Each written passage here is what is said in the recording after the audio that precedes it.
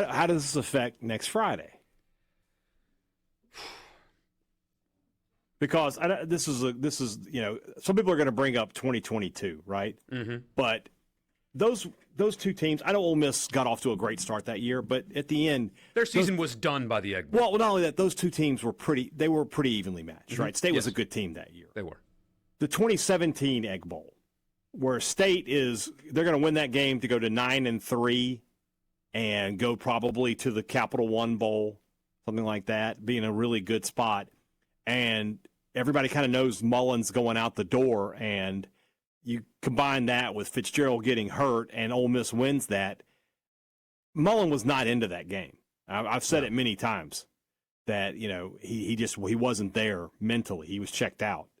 Do you worry about that happening in this game? Do I worry about it? Yes. Absolutely. Without a doubt. Because how could you not? I will say, though, this is different. This week has been different than the previous weeks. Mm-hmm.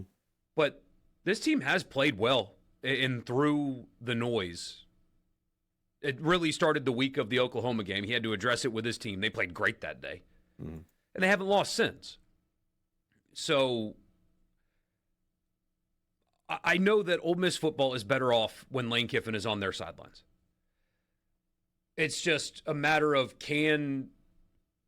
as the days go on, if there's truly not going to be resolution before that game, can you find a way to stop fanning the flames, really, and make it about football again? Because you can't stop people from talking about you and other jobs. You can stop yourself from contributing to that conversation. And that's all you've done for really a week straight. That's all you've done is made people talk about it. So, tomorrow, if nothing happens between now and then, there will be less to talk about. Thursday, there will be less to talk about. And by Friday, it's like, okay, nothing new, so it's football time. Doesn't it heat back up next week, though? If he hasn't made a only public if you decision? Let it. Okay. I guess, only if you let it. But this team has been well prepared, and this is a really good coaching job from him this season. Excellent coaching job. You lose your starting quarterback really in week 2 is when Simmons got hurt, and then that's why these two schools are willing to open up the floodgates and give him whatever he wants, because they're looking at the job he did this year. It's been an awesome job. Yeah. And so when it comes down to that, can you do it again? Mm-hmm. Can you block out noise? And luckily they've got time too. This bye week is coming at a great time. Mm-hmm.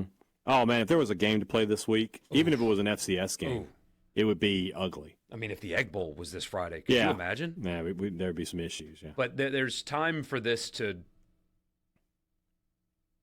sometimes in public relations, the best thing to do is not to do anything. Yeah.